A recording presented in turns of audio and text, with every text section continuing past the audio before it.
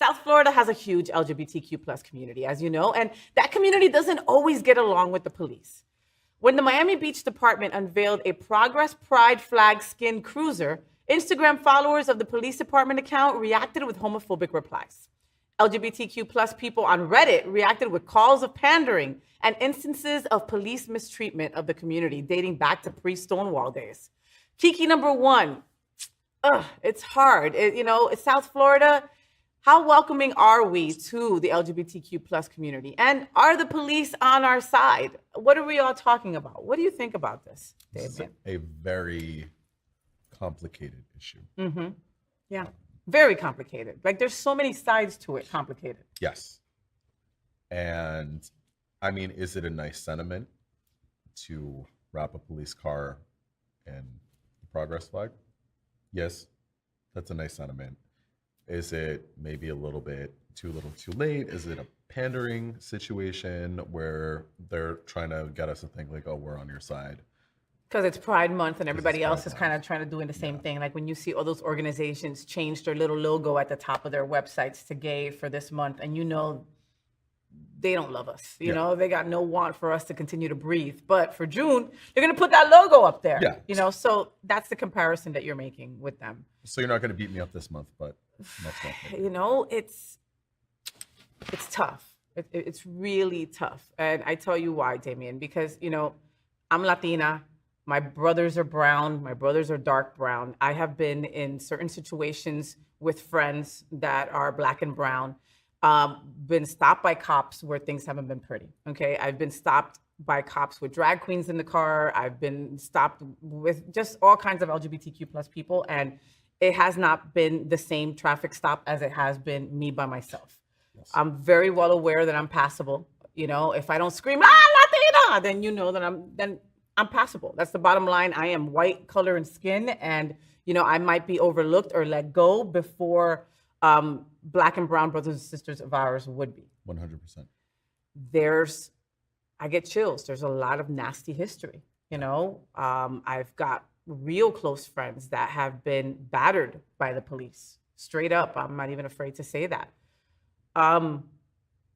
Is it too little, too late? Is it them trying until I see that there is some kind of sensitivity training towards our community? I mean, and by sensitivity, that's calling it lightly, I mean, something drastic happening where the police are informed as to our community and know how to deal with certain situations. Now, I get it. There's a fat ass list of things that cops probably encounter on an everyday basis that they're not ready to encounter. There's people with mental illness. There's people on drugs. There's people on alcohol. There's people, fleeing things. There's just so many different situations that could happen when you're being pulled over and their first thought is what you look like. Yeah.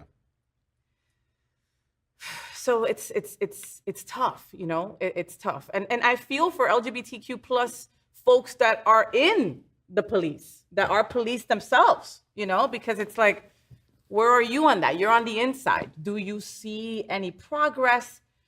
Do you feel unseen by being LGBTQ plus? I can't lie. When I'm at a pride parade, I have a iffy kind of feel with the police. I know they're there to defend us, but my second thought is, do they want to be here defending us? Yeah. Where is this coming from? Are you here unhappy to be here, and this is what you were detailed to? Yeah, exactly. Exactly. And there are still horrible things that happen to LGBTQ plus people at the hands of the police Every day. I have friends who have been arrested and thrown, trans friends that were thrown in the wrong gender prison cell. Jail cell. Horrific. Jail cell. Horrific. Imagine being a woman in a man's jail. Horrifying, awful, evil, terrible, insensitive, the list goes on and on and on. And it's rather than spend money wrapping a car in a flag for a month to be we love you, why don't you put your money where your mouth is and provide more sensitivity training to police officers? Something big, something major has to happen, and it has to happen across the whole entire nation. Yeah. It's And again, I go back to, I feel bad for anybody who is trying to do something different, and maybe we're not seeing it, you know, because it's just that small voice, you know. If you are one of those cops that are trying to make a difference from the inside, then God, you know, we're praying for you. But if you're one of those cops that are inside staying silent, then you're part of the problem as well. Yeah. If you see an evil thing happening and you don't say anything, you're evil too.